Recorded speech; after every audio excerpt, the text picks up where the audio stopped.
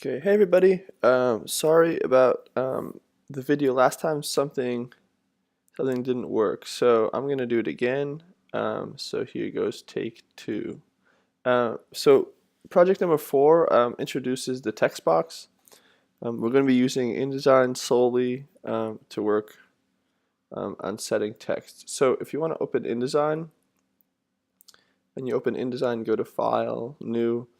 And don't click book, click document. You can still set up books through document. We'll talk about the functionality of what book does later. So go into document, and when you're in document, you can start with number of pages 1, and then you see page size letter. We can keep it letter, but then you see these kind of strange values, right? 51 P0, 66 P0.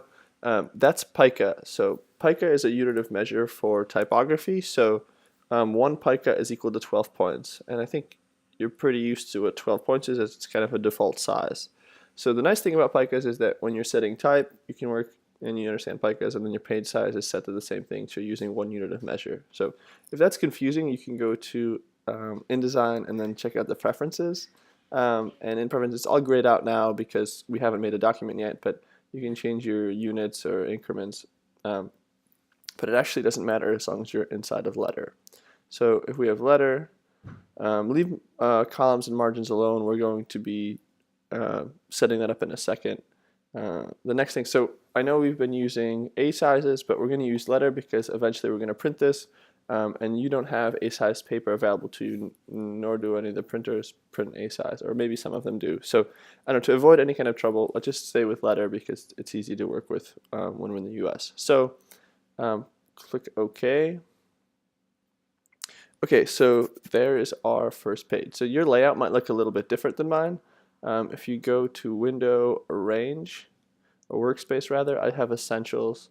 You can change it to whatever you feel comfortable with. So the idea behind the workspace is that they're kind of providing you with what's ideal for what you're working with. If it's typographically heavy, obviously typography. If it's book, do book. I mean, they're just how the tools are set up. I mean, you can work with typography if you're doing a book, vice versa. It's kind of however you're comfortable with the tools arranged on your desktop. So this is the standard page. So this outside box, the pink and purple lines, that's your margin, right? So there's actually no structure here yet, so kind of strange to set text in, right? So if you open up pages, so you click pages, you'll see this is kind of a divide here. So this is really important. So you have the master, the A master here, and then you have your actual pages. So your master is what establishes the style for the rest of the document or the book. So if you change the masters, that'll affect all of the pages. So that's a really cool functionality, or a really cool function, because if you have 100 pages and you want to make an adjustment to all of them, you can just follow the masters. Okay, so that's what we're going to do. We're going to change the masters so that each text box that we set is going to have that same column structure inside of it. Okay, so you can go ahead and click on master, and then hold shift, and then click on the other one so you can select both of them, and double click into them so then you can see them. The tricky thing is that they look the exact same as your pages, and you want to make sure that you're not actually working on the master page when you're setting text.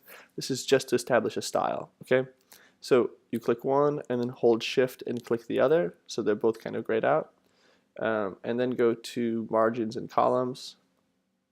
Okay, so this is a setting from that first screen that we saw. If you already know how you want to work, you can use it there, but since we didn't, let's start here. So if you increase, for example, the margin, you see the margin gets bigger or smaller.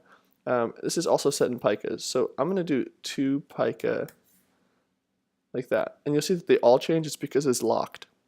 You can unlock that and change it to, say, 4, right? And then you'll see that it changes to 4 at the bottom. So that's really important because some books or some documents aren't going to have the same margin on the outside. For our purposes, let's put that back and lock it up and have 2 all the way to the outside. So it's top, bottom, inside, outside, right? So that makes sense. Columns, you'll see, here we go. I'm going to add 6 columns altogether. So you have 6 columns. Okay, so this is the margin, the outside, and the gutter is this space that exists here. So the gutter is made to separate content. So you can flow text over the margins, but you're always stopping on the edge of the gutter. So I mean, I think I said gutter before that. Okay, so anyway, we have number of columns, we have our gutter set. One pike is fine for that. And then you'll see that's what it looked like before, after. So press OK. So we have our page, or we have our master pages set. Here's the important part. Don't work in here. Don't start setting your text here. You want to go and click into your actual page, and you'll see that that would have changed already. So obviously when you're setting up a document or a book, it always starts with page 1 and then goes to page 2, 3. So your spread would actually be on the next 2 pages. So this is how you add a page. Right here, create new page. I'm going to create 2 new pages. There we go. Okay, so we're ready to work. And let's look at these tools here. So the first thing we want to do is grab our text. So the text that I provided you is the Walden text. So if I click here in Blackboard, I can grab my Walden text.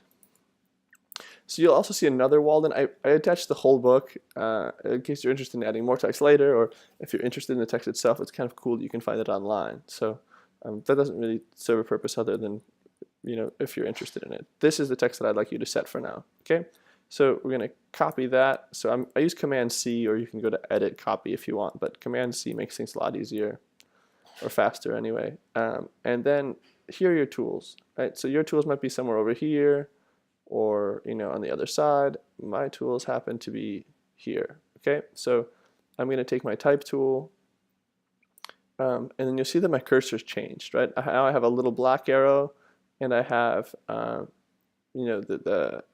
bounding box on the outside. So I'm going to click at the top of where I started my margins, and I'm going to just drag the 3, and you'll see that it should snap, right? So it snaps to those columns that we made, which is really nice because you can be really accurate this way.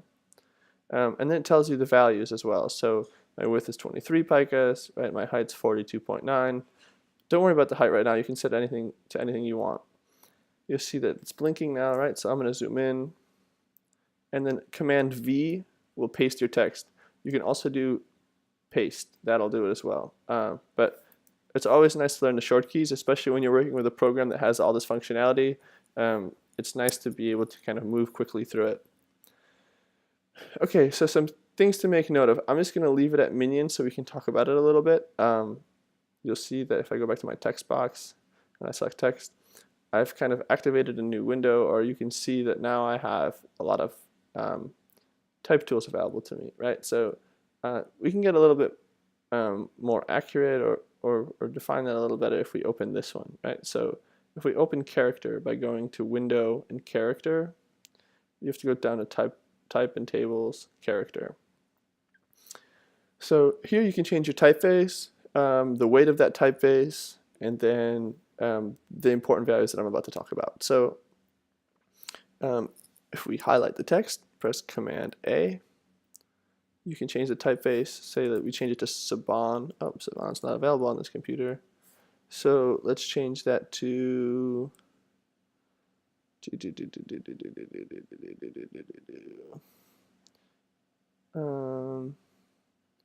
let's see, let's find Garamond. There it is, Garamond regular. Okay, so I'm on Garamond. Okay, so the first 2 values, or 3 values you want to consider, are the measure, the type size, and the type or the line height, or the leading as we've been referring to it as. So the measure is this distance from here to here, right? So it's essentially the line length. Traditionally, the line length is 40 to 80 characters. You can adjust from there, but I think when you're working on this first assignment, you can check to see how that's operating, or maybe why it's operating, at that distance. So 40 to 80 characters from this part to this part. So that's the measure, right? And then if we talk about color or gray, we're talking about what this actually looks like. So color or gray means we're talking about this text box and its shape in general. So if I zoom out a little bit, you can see kind of the general shape of what I'm working with. Okay, so we've established a measure, right? Normally you want to set the type and the measure, or like into a certain size based on how you think the content should be handled, or how you think the content should feel. I've set it this way kind of arbitrarily just to set up a demo. So right now we have 6 columns, and right now the line length's pretty short, but maybe that's kind of the look and feel I want to go to, or line length or measure. So the next two values are the type size and the line height. So when I say 12 over 14.4, that's the abbreviated way of telling somebody that you're setting type at 12 points and then the line height's 14.4. So if I select my text, I can change my type size to say 11 and press return. So now you can see that the amount of characters in my measure has changed and has become a little bit longer. We can select the text again, and kind of like we worked on in the last assignment, you can also adjust the line height, so depending on how you want that text to look and feel. Another thing inside of the settings, you probably just saw that I hid my background margins. I'm holding Command semicolon to hide and show those. You can also kind of go into view and adjust them from there, but that can get kind of annoying doing that every time. The other thing is when I hide this, you can see there's a blue box on the outside. That's pretty helpful because you can see where your text actually lies on the page. But if you want to see what it looks like without that, you can go to View, Extras, and Hide Frame Edges. So then you can see how your text sits inside of the page without any of those bounding boxes or grid marks. So I'm going to bring them back after doing that. So I'm going to go Extras, Show Frame Edges. There it is. Okay, so now we've got kind of a basic setup. We haven't really done much to it yet other than place it into our document. But now we have to kind of consider how the text is sitting and discuss some kind of basic typographic terms. So if we look at our color, like I mentioned before, or we zoom out a little bit, you can see that here's our rag.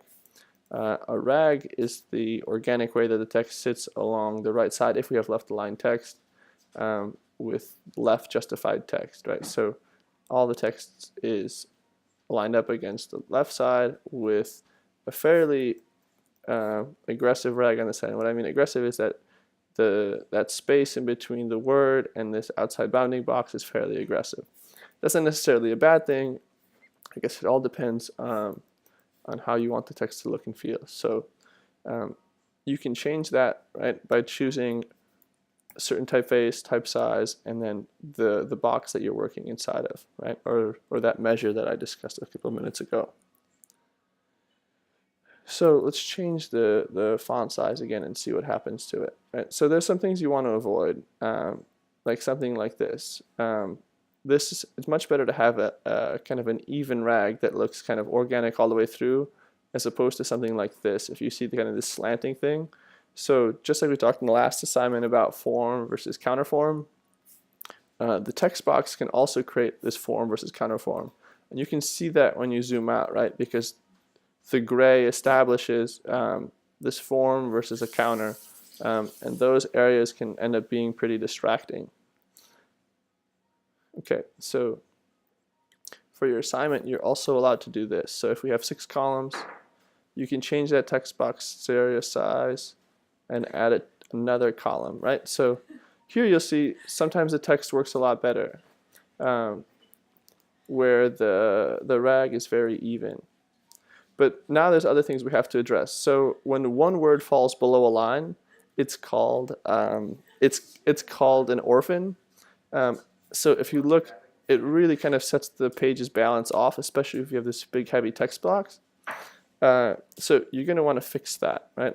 And there's a couple of ways you can fix that. You can increase the tracking or decrease the tracking to get the word to come back on the other line. You don't want to do that too much though, because it'll end up being pretty obvious. I'm sure you've seen that in newspapers and magazines before. The best way is to kind of try to avoid that to begin with your type size in your box. But again, an orphan is something traditionally not accepted, but for this assignment, yeah, work towards not having those. Okay. So the other thing I want to do is show you. Select this, and then you'll see these little icons. This is how to justify your text. So if I go justify with left align, I'm going to do something like this. Right? So I can also go Command semicolon and move it back. And if you notice, I'm moving my text boxes to the left side of those gutters, right? Because that space, when you have more things on the page, like an image or more text, they serve as space between the text or images. They're not meant to be filled, so not like this. They stop here, right? Click to there. So the thing about justified text, right? We don't have a rag anymore. A rag serves a purpose when you're setting a book or setting any kind of large amount of text, in that it creates that small counter that makes it easier to follow along or find which line you're on. For a certain application, you might want or need to justify text. There's some things you have to worry about. So if you look here, these are called rivers. Rivers are spaces between the text that create these, they align here and they create like this white counter between and inside the text, right? So those pieces end up distracting you from the actual typographic form. So be careful when you're setting justified text this way. This one's not so bad, but you can start to see here all the way from come in, then between they, you can follow your mouse along, right? So that same thing can happen in left aligned text. So the other thing that I want you to work in is also, you'll see that this is automatically hyphenating for me, and that hyphen is what it's operating as is kind of a tool or a way of adjusting that rag for you so it's not super aggressive. A nice way to start, or kind of to learn how to set text well, is if we go down to type in tables, go to paragraph, is to turn hyphenation off. So you'll see what happens, right? The rag gets a lot more aggressive because that word can't be split, which is perfectly fine. This one actually works okay, but now you're going to have to go ahead and adjust this text to fix the rag the way you think it should look manually. So if we have something like this text is kind of weird, it's kind of hard to fix, but if you have one word starting a sentence like this, so it's called a widow, something that's called a widow, like this, and you have to read the entire sentence, so maybe you'd want to drop that down. Little details like that. And also you can go in and track these words in if you want, or track the whole sentence in, and you can adjust that here, right? So if we select the whole text, just like you did in the last assignment, you can hold shift, or rather option, sorry, and use the arrow keys to adjust that. But as you see, that's pretty clumsy, as it's using a couple point sizes, depending on what your settings are, it's using a couple point sizes at the same time. Sometimes you want to micro adjust. So you go into this setting panel and you can do like 13.2 or something. And I'm just guessing, but that looks better, right? So that's kind of what I would like to use, as opposed to using just the arrow keys. The other thing you don't want to do is, I wouldn't recommend tracking all of this. If you have a pretty good quality typeface, you shouldn't have to track the entire paragraph, at least not traditionally. So obviously there's exceptions to every rule, but I wouldn't go in and start tracking this entire thing, which means holding option and then the left right arrow key. If you have to track like a sentence at the end to get rid of an orphan, totally okay, but don't do that to the entire paragraph, as you're kind of going to really adjust readability. Okay, so the other thing is, let's try to change this to a different typeface. So say we go and just find Helvetica or something. And you'll see that some typefaces are easier to work than others. Helvetica, can't type. Okay. So, and you'll see Garamond can exist at a much smaller size. If we put Helvetica at 12, it's rather big on the page, right? So that's an adjustment you might want to make, right? So if we do 10, right, now it feels kind of disconnected. So now we have the space here. Let's select it again, and let's do 10 over like 11.9 or something.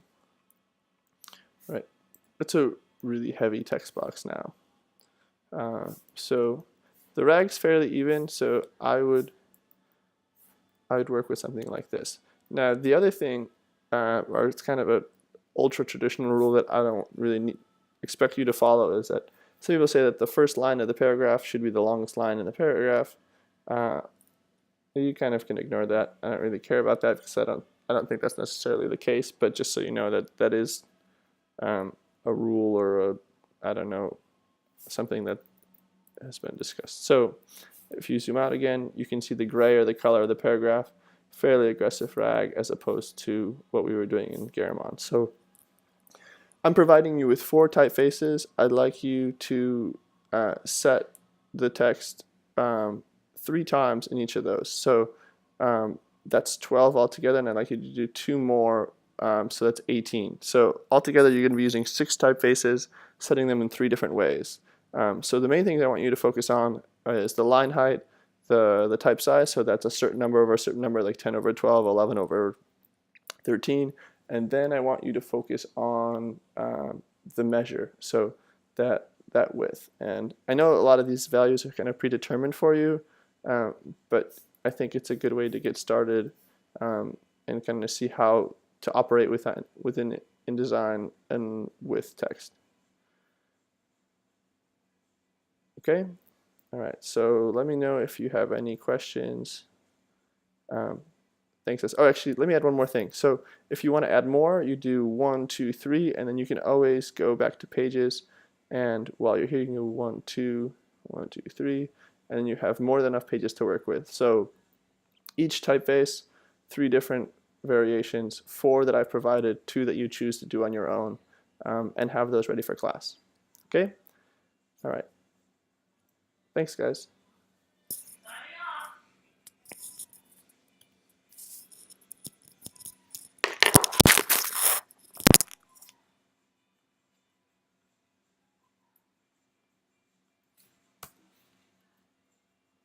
How's that class going?